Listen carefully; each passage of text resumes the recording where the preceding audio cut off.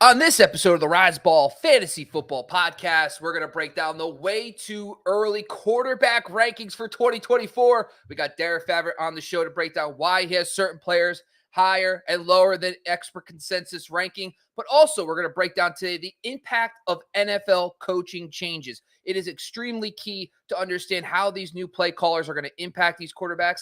And we're going to talk a little bit about players who might be changing teams. All this and more starting right now on the Razzball Fantasy YouTube channel.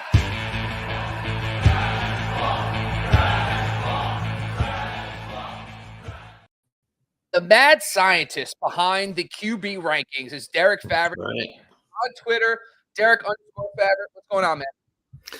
Doing well. How about you, Bobby? I'm good. So I got to tell you, we've embarked on this journey together, and I'm super excited to talk about quarterback rankings. We got Styles doing wide receivers. We got Sky doing running backs, Ben on tight ends. I'm excited about everybody breaking these down. We're starting early this year, folks, by the way. It's February 1st, and we're already dropping rankings articles because it's a really good way to kind of get your footing and understanding of where you actually think players are before all the changes happen. But before we get started, Derek, we did have some coaching changes over the last few days. We just got news that Cliff Kingsbury is now going to be the offensive coordinator of the Raiders. Alex Van Pelt, former Browns OC, is going to be the OC for the Patriots. Anything from there? Maybe even Chip Kelly for the Commanders. I know a lot of these guys you have ranked low, the Commanders, Patriots, quarterbacks, Raiders, quarterback, but any of those kind of pique your interest a little bit? Yeah, actually, Kingsbury to the Raiders does. He was, of course, his roots are offensive-minded coach. He didn't have so much success as a head coach in Arizona, but, he's got the mentality. If they could put together the right roster and starting with the right signal caller there in Vegas, I think that offense could really take off under Kingsbury and Pierce as the head coach. I think that's a good duo. It's a good hire for Pierce as now, sheds the interim label. He's the head coach, and that's a good hire as an offensive coordinator in my mind. I think that's the right fit for Kingsbury as an OC. Yeah, I think the logical thought process is going to be that Caleb Williams, because together at USC, Raiders make a move maybe to get to one. That's if the Bears don't want to trade Justin Fields. It's starting to feel like they might. Even Justin Fields going there, that dynamic dual threat quarterback. Cliff Kingsbury does have that experience with Kyler Murray, so that could be a fit either way. So I think the Bears-Raiders offseason maybe could be a fun one, maybe a trade here and there. Alex Van Pelt, to me, seems a little interesting, though. Like, he didn't call plays for the Browns. I know Joe Flacco really played well, but Joe Flacco's basically Jesus Christ himself, so reincarnated here. So, my problem is, if you look at Baker Mayfield flamed out, and then Deshaun Watson did not look great. So, I was a little, surprised that they went that direction. Do you have any thoughts about Alex Van Pelt? No, I mean, they've got to make a move, and they need to shake things up. And, I don't know if, I think I share with a lot of folks that Deshaun Watson might not be the answer, in Cleveland. And I think I put that actually more on his feet than the coordinator's, feet. So, of course, you mentioned Joe Flacco. I mean, that's Joe's a, aberration at this point. I mean, Father Time, you think would catch up to him, someone like Joe Flacco, and he just comes out and balls. So, no, that's just such a dynamic there in Cleveland that I don't really put a lot of emphasis on the offensive coordinator and how that affected that there. So that doesn't really, factor into my quarterback rankings yet. I mean, we talked about this on the last show too. The one quarterback that is probably going to be in the top half of rankings is Justin Herbert, and everybody else that had a coaching change is not someone that we're excited about anyway. But let's get into your rankings. Let's talk quickly about that top 12. Now, if you look at just the top 12 that you have currently on the website, go to football.razzball.com. Check it out. Derek's way too early quarterback rankings are already up on the site. But you went kind of right off the bat, Josh Allen at 1. You got Jalen Hurts at 2, Dak at 3, Lamar Jackson at 4. Patrick Mahomes might be the biggest surprise here, slips all the way to 5 after relatively a down season for him this season. CJ Stroud, Justin Fields, Joe Burrow, Jared Goff, Kirk Cousins, Stafford, and Tua round out your top 12. Now, the only player of that top 12 that actually had an OC change is Jalen Hurts, which now has Kellen Moore. What's your thoughts about the Kellen Moore impact for Jalen Hurts? Do you think this is why you have him at 2, or do you think he even has a chance to be 1? What's your overall thoughts about that fit? Well, I had him at 2 before the Kellen Moore news, and also before the news. I had Josh Allen at 1 before the news that Ken Dorsey was leaving Buffalo as well. So I could see where I might flip-flop those two. I really like the Kellen Moore move to Philly. I think that's going to really just bode really well for that offense, for Jalen Hurts, for the wide receivers, Swift. Yeah, I really like that move there for Kellen Moore, and I think the Eagles the offense in particular is going to benefit there. So I might actually be a little low on Jalen Hurts at 2. He might actually be the number 1 quarterback next year. All in on the Kellen Moore signing. So I think a lot of things that people forget. Kellen Moore was not a Mike McCarthy guy. Like, Kellen Moore grew up as a coach under Jason Garrett and Scott Linehan. Okay, they run a different style offense. 2019, I suggest everybody go to Pro Football Reference. Everybody loved Dak this year. Dak was awesome. Dak had a bigger season in 2019. The first season as Kellen Moore was OC, he had 4,900 yards passing that season. Now, he did throw for more touchdowns this year than he did that season, but he still had 30 touchdowns that year. And then, of course, the next year, Jason Garrett gets fired. Mike McCarthy comes in. Mike McCarthy runs a West Coast style offense. That's not really where Kellen Moore comes from. And on top of that, Mike McCarthy brought in his playbook, and Kellen Moore had to adapt to it. So we haven't seen Kellen Moore. We did see a little bit of it last year, but then the Chargers, of course, Justin Herbert got hurt. Mike Williams got hurt.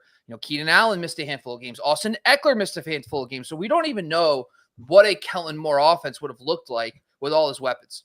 But here's some staples of that. Dak Prescott was top 5 in yards per ADOT and yards, and then also 20-plus yard pass plays. So the attempts he had was vertical down the field. By the way, that is Jalen Hurts' bread and butter. That's damage. A.J. Brown, Devonta Smith. Now, I do love the idea of Devonta Smith moving to the slot, becoming that CeeDee Lamb, Keenan Allen type player, while A.J. Brown continues to dominate outside. I think he would absolutely crush.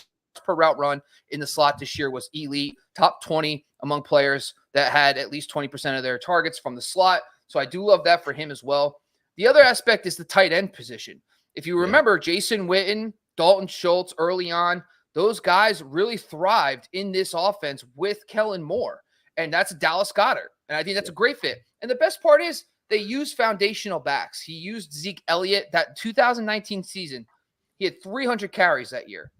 So I think DeAndre Swift would just thrive in this offense too, because they didn't use him as a pass catcher that much anyway, and they won't have to in the Kellen Moore offense if they don't want to, because they have the tight end and the wide receiver core to really fit. So I think it's a match made in heaven. I do think, though, there's always that little ramp-up period. There's going to be a little time. Like Lamar Jackson this season was prime example. First half, getting through things, and then he explodes in the second half in that Todd Monken offense. So any final thoughts about Jalen Hurts and that fit? Yeah, you're right. And, there will be some run up. And I like everything you said about the playmakers there. I think all of them are going to thrive in that offense. But you're right. There will be some, I would say, maybe not growing pains, but just understanding and learning and getting comfortable in the system. But, the thing with Jalen Hurts, that he's not just a one-dimensional quarterback. He's got the legs that he can fall back on. So, especially in maybe in some of those early games where he's still trying to figure it out, because he's probably not taking that many snaps during the preseason. So those first couple of games might be a little challenging to really, get fully comfortable in the audience, in the offense. But, he's got his legs to fall back on. I mean, he had 600 yards rushing and 15 touchdowns this year. And that's actually, generally been one of his down years, as far as rushing. So he can fall back on that. He'll be just fine. I think this offense is going to be explosive. they get the defense figured out, and Philly's going to be right back in the mix next year. Now, I want to jump down to number 6 because I think your top 5 guys are kind of – listen, I'm a big Joe Burrow guy. I mean, I don't want to be wrong about Joe Burrow ever. I'm all in on Joe Burrow. Like, I'm excited about Joe Burrow, but they just, for some reason, can't all stay healthy and be on the same team. Like, they can't stay on the field. Whatever the reason is, but neither here or there. So your ranking of Joe Burrow, for me, is fine. I do think he does offer top 5 upside, but until we know what happens with T. Higgins and whatever happens with Tyler Boyd and whatever they do to fill those other receiving positions, that's fine. But the guy is C.J. Stroud. Now, Stroud and also Jared Goff. I think Stroud a little more than Goff. Goff kind of is like, he's great. He played well this year. Ben Johnson's back. But the return of those OCs.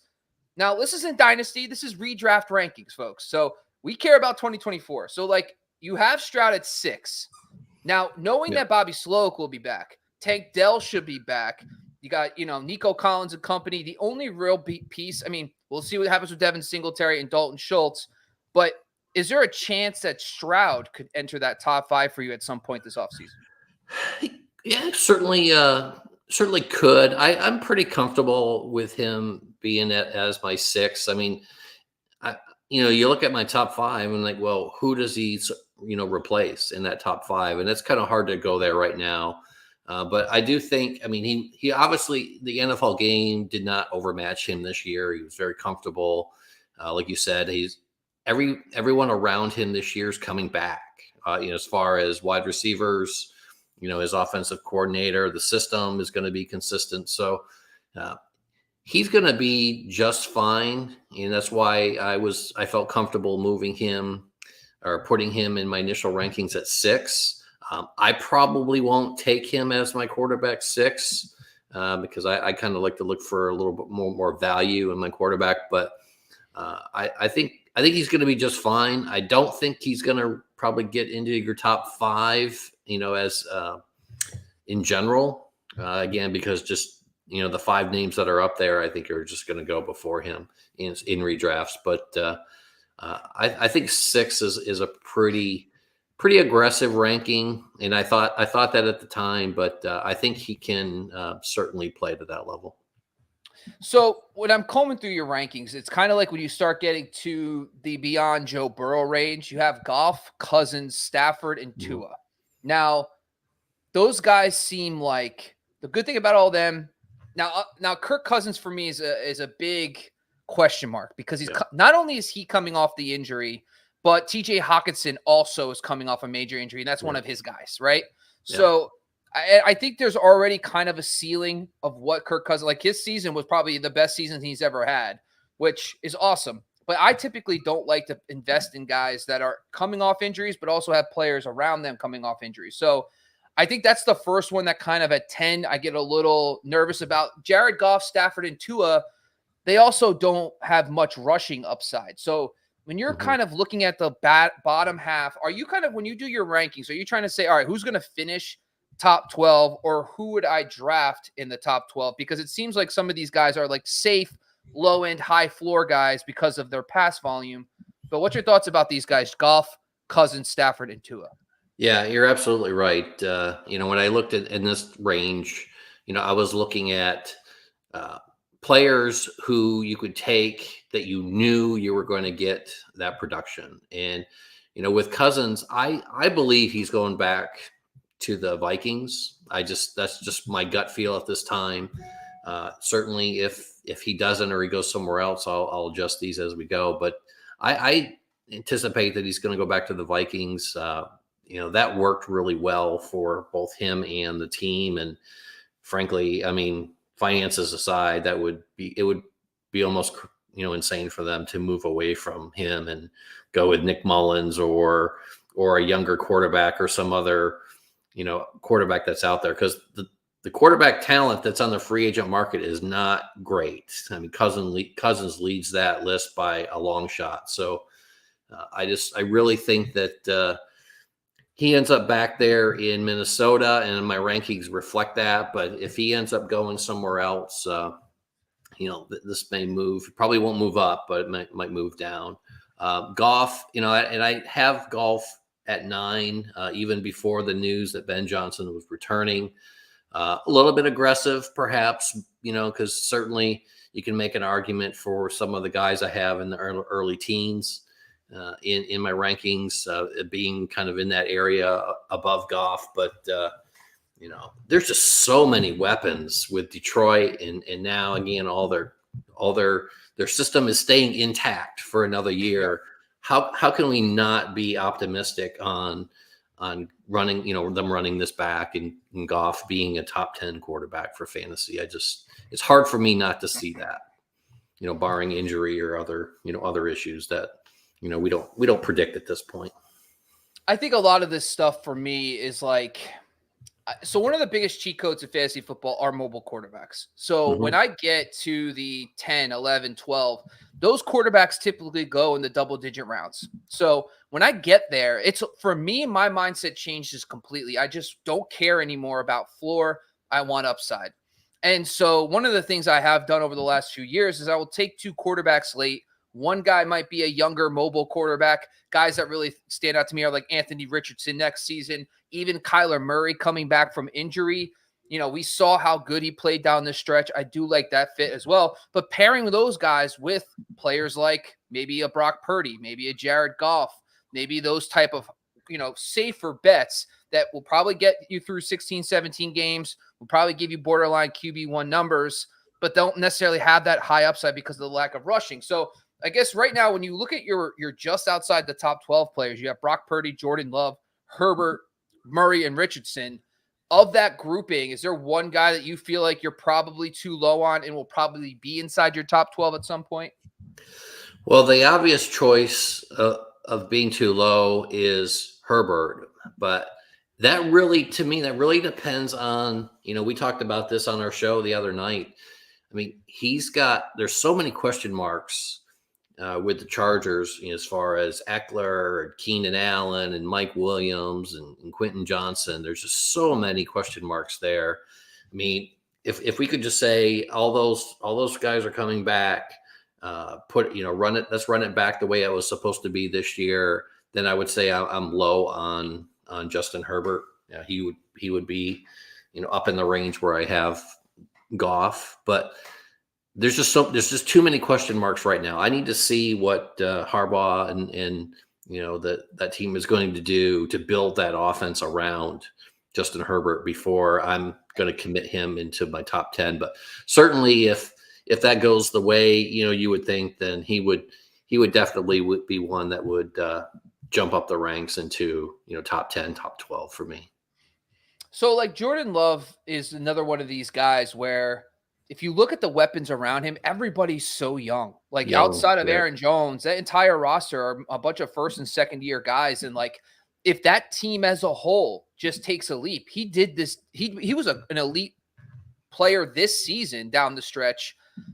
And now those guys are all going to come back. They're all on rookie contracts. And like, I just feel like Jordan Love and even Brock Purdy, like I think a lot of people forget that Brock Purdy, I don't think people forget, but like, Brock Purdy is their weapons are all coming back next year. It's not like the 49ers have a bunch of pending free agents. Like everybody's under contract. And Brock Purdy, by the way, like in the NFC title game, hurt his elbow and did not practice all off season. So he did all this year without barely any practice time in the off season. And I just feel like another year in the system. And by the way, watching him in the playoffs, watching him utilize his legs a little more, you're like, ooh, if he can get you to that 250 yards rushing, kind of that Joe Burrow 250-5 range, now you're talking that's top 5 upside there. So yeah, I honestly agree. I think when I'm looking at your rankings, it's like the Goff, Stafford, Cousins, Tua, and tier of guys. I'm like, I'd much rather take shots on the Purdys, the Loves, the Murrays, the Anthony Richardson type players, just from my preference, because I just feel like those guys offer just an incredible upside. They could be top 5. I think Goff, you're probably looking at 10 to 12 on a per game basis upside if he does play pretty well. And I also feel like there are some level of what's the next level for Goff? Like, is Amon-Ra going to get any better? Maybe not. Maybe Jameson Williams. unlocks the offense even more. That could be a thing. Sam Laporta in his second year could get them another level maybe. But Laporta balled out this year. Like, it's not like he was like an okay rookie. He was actually really good. So he's broken the mold there as well. So I am curious about that. But I guess one of the guys that we kind of haven't really, we're getting further down the road here, but there's been a ton of coaching changes. There's been Will Levis now has Brian Callahan. We talked a little bit about the Raiders and the Patriots, for example. There's been a sizable amount of change. Even Baker Mayfield will have a new OC. Bryce Young will now have Dave Canales. The Falcons quarterbacks are going to have a new offensive coordinator as well with Zach Robinson. So I guess my question is, when you're kind of you have these late round guys which one do you feel like got the biggest upgrade at coordinator, and who might be moving up your ranks by off season when you start hearing the news and OTAs if things are going well? Yeah, that's a good question.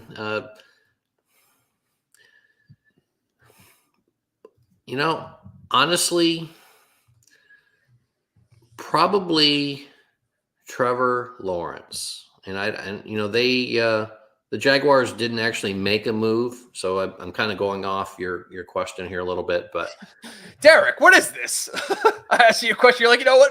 Your question's stupid. I'm going to go with my own question. Well, I look, okay, so I'll answer my question. You do this one. That's fine. I'll answer my question. I'll step back. I look at Will Levis, and, he's a good young quarterback, but yeah, it's, I don't think the coaching change really has that big of an effect for next year, in a redraft, because,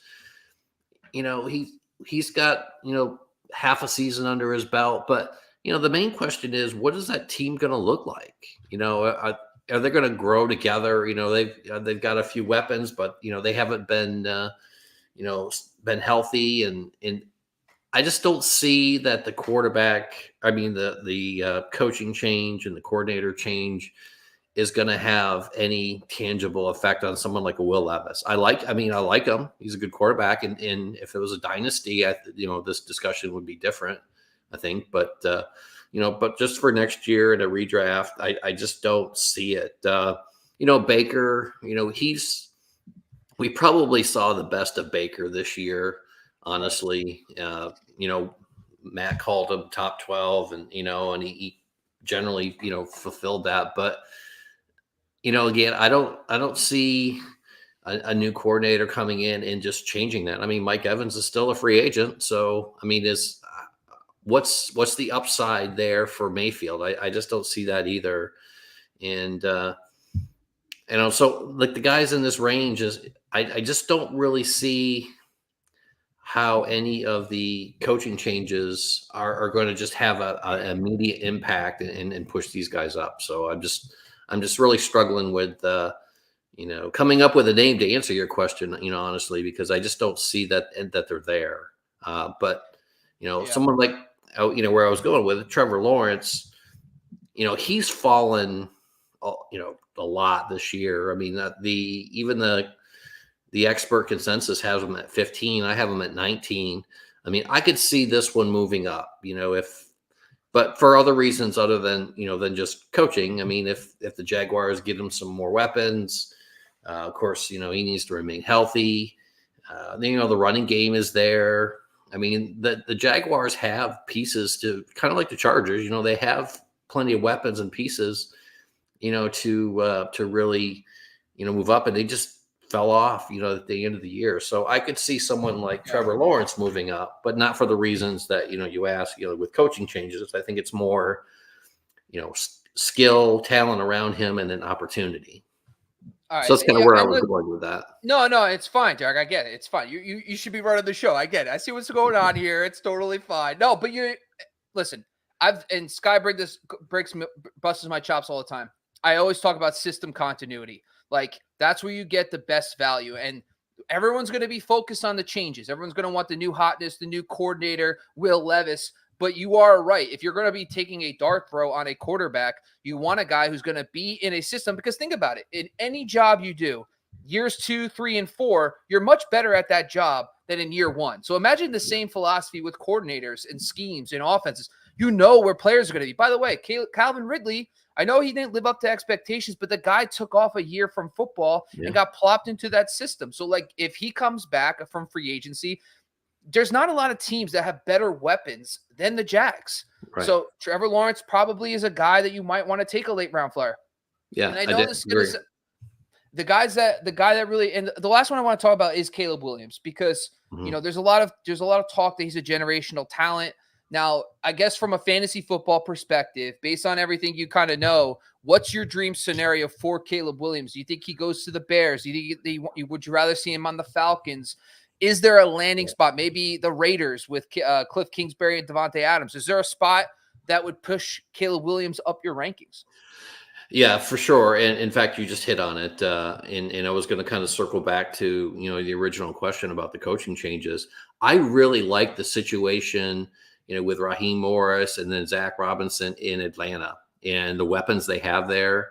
And that would be a great spot for two scenarios. It would be a great spot for someone like Kirk Cousins, who's an established quarterback, knows how to use his tight end, knows how to use his receivers. But also, the scenario where the Falcons trade up and get Caleb Williams, and he'll be the starter, if not right away. It'll be shortly after after the season starts, if he went to somewhere like Atlanta, and then let that team grow together. I mean, it's a young team. Bijan Robinson, they've got talent there. They just need a quarterback. And if he's as good as, as we're making him out to be, Atlanta would be a great spot for him. And, I think he would be like, to me, like a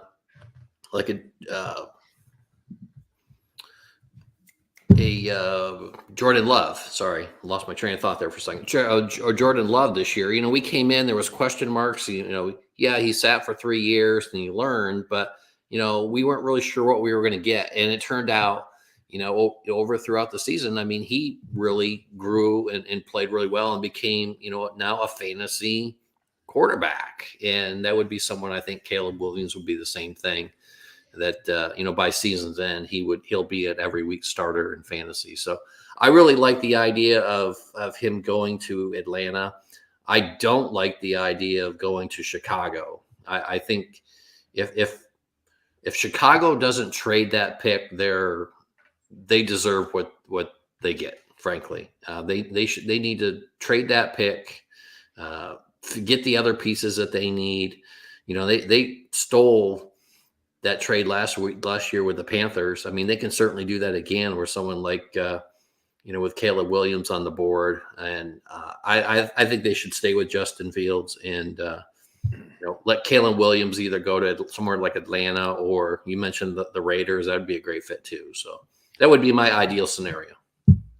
So the one thing I'll touch on with Kirk Cousins going to Atlanta, for example, by the way, Zach Robinson, Kevin O'Connell's offense, because Zach Robinson was a part of the Rams staff. Also, Raheem Morris was a part of those staffs, by the way, going all the way back to the Redskins days, Commanders, back in the day. So Kirk Cousins knows Raheem Morris. He knows Zach Robinson.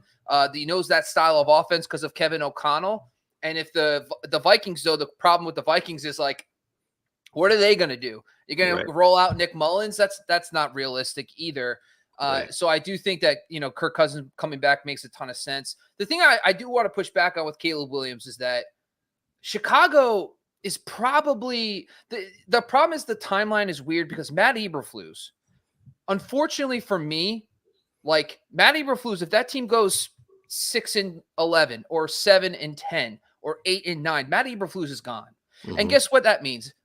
Shane Waldron will probably be gone. That means new offense again. And to be honest with you, why do you want to subject a rookie to that anyway? And I understand that's problematic for Justin Fields, but the flip side of this is you only have another 2 years, actually 1 year. This is the last year that Justin Fields is on his rookie contract on the lowest part of it. Next year, he gets bumped up to the 5th-year option.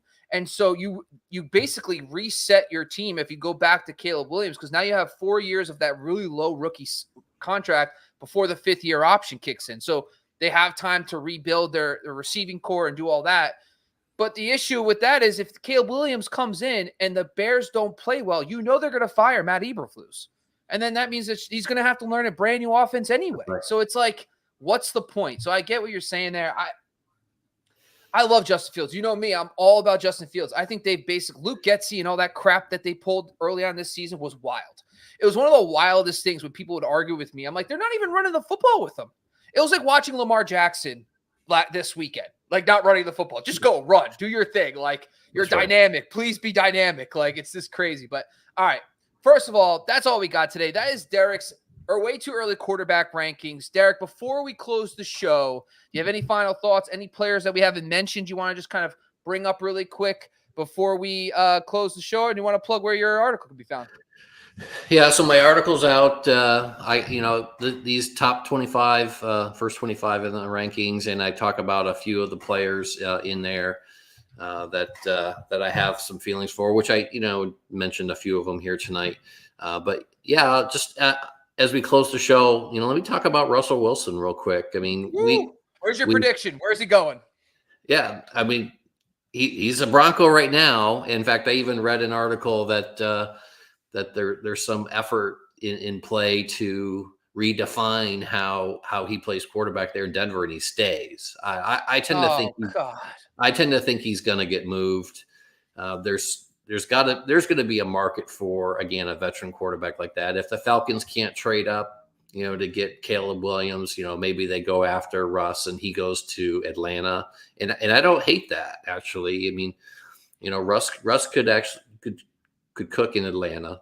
You do some Southern cooking down there. And I think the Falcons would, thrive and give them a chance. Maybe they can get, a second or a third round, take a young quarterback and let them learn under Russ for a couple years and pull like what Jordan Love has done in Green Bay. So there's a scenario where I could see him going to Atlanta.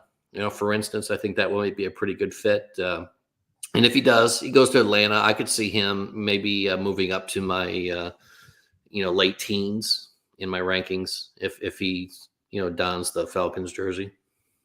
He wasn't even bad this year. Like, no. It just like Sean Payton we talked a little bit about this with Jim Harbaugh. Some of these coaches have egos. And I think Sean Payton's like, yo, he's not my guy. And like, if I'm doing this, I'm doing it my way with my guys. And like, we saw the same thing with Josh McDaniels. They just kicked Derek Carr to the side. How'd that work out for you, Josh McDaniels? Yes, done. Exactly. See you later. Like, and I think the problem is a lot of these guys inherit players, and especially at the quarterback position. If you're not all in on that player, it's going to be a problem. So honestly, if I'm Russ, I don't want to come back. I don't want to be under Sean Payton. He's not going to maximize. You weren't even playing that bad, and they kicked you to the curb when you were still in a playoff hunt, because they didn't want to pay you just in case you got hurt. Like, why would you want to come back to that? No, thank you. I agree that like him leaving. The problem is there's not a lot of places that Russell Wilson has connections and ties to. Like he did play with Dave Canales, but they got Bryce Young. He did play with Darrell Bevell for a long time, Brian Schottenheimer, but those guys are all in places with Dak and Tua Tagovailoa that they have players. So there's not like you would hope that maybe like a guy like I could see the Raiders embracing him, like Antonio Pierce, players coach kind of guy. I could see that being a thing, but there's not a lot of like you would like for him to go to a place where he's comfortable with the coaching staff and they actually believe in him. Like even Nathaniel Hackett technically is now the Jets. They're not going to go after him. They have Aaron Rodgers. So I feel bad for Russ. Yeah. I do think there's an offense for him out there that he could play well. He's still one of the best 32 quarterbacks in football. So I agree. And if Cousins doesn't go back to Minnesota, I could see a scenario where Russ goes to Minnesota and takes over that job. So yeah, there's going to be opportunities out there. But he's not the first domino. Between Kirk Cousins signing and then the draft will really kind of could kind of depend on what happens with Russ. But I expect him to be moved. He's in my top 25 because, like you said, he's a top 25 quarterback, or he certainly can be. But it all really depends on his situation, and frankly, it more depends on him leaving Denver than staying. So I could see some movement there, and again, it's all just going to be dependent on what happens and where those other dominoes fall. All right. Well, that's all we got today, folks. If you take one thing away from this is that Derek's going to have Russell Wilson in his top 15 by the end of the summer. I am excited for it. I'm there for it. We need more bold predictions. I'm excited for that. I said late teens. Late teens. Let me get it on record. That's teens. All. No. We're calling it. It's already been said. That's out there. Thanks for joining us once again. Make sure you subscribe to the Razzball Fantasy YouTube channel. Go follow Derek at Derek_Favret, myself at Bobby LaMarco, and go follow us across the board at Razzball Fantasy on YouTube, IG, and TikTok. And of course, make sure you go to football.razzball.com to find all the latest news, notes, and rankings you need to be ready to win your fantasy leagues. Thanks for joining us once again, folks. We are out of here.